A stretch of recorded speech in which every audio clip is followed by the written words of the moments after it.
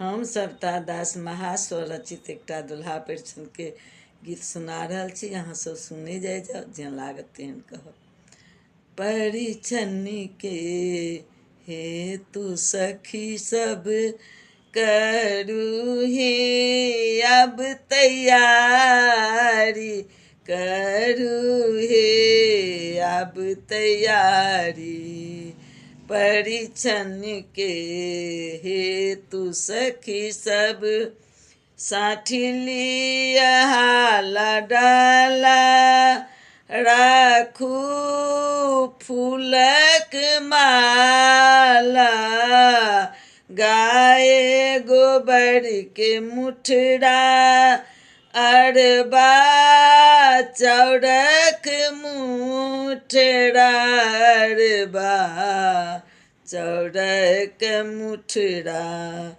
कछुआक दीप राखू, राखू हे दीप बारिक, राखू हे दीप बारिक। परिछन के हेतु सखी सब करू हे अब तैयारी, करू हे अब तैयारी। चानन घसी कर राखू, राखू हे कजरौटा।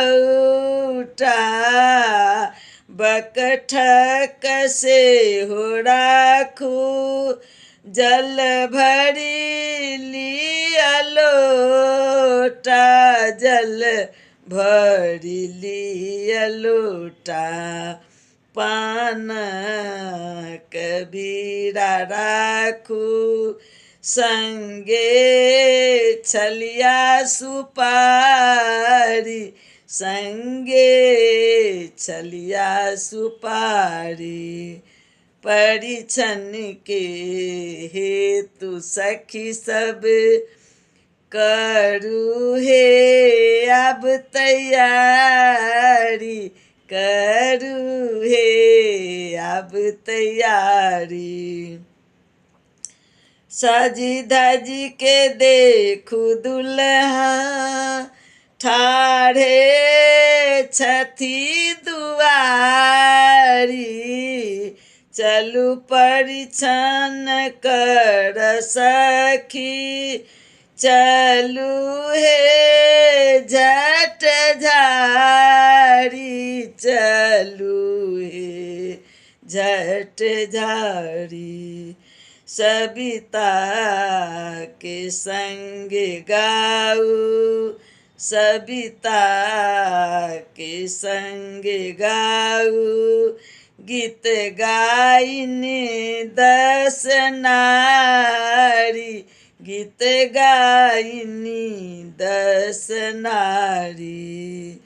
परिछन के हेतु सखी करू हे अब तैयारी, करू हे अब तैयारी। ठाढ़ छथि सुंदर दुल्हा, परिछन करू हे आली। माथे में अजबे मौरी, ठोर में छनी पानक लाली, ठोर में छन पानक लाली। दुल्हा परिछक अनलनी, दुल्हा परिछक अनलनी। दुल्हा के सुंदर साली, दुल्हा के सुंदर साली। परिछन के हेतु सखी सब करू हे अब तैयारी, करू हे अब तैयारी। परिछन के हेतु सखी सब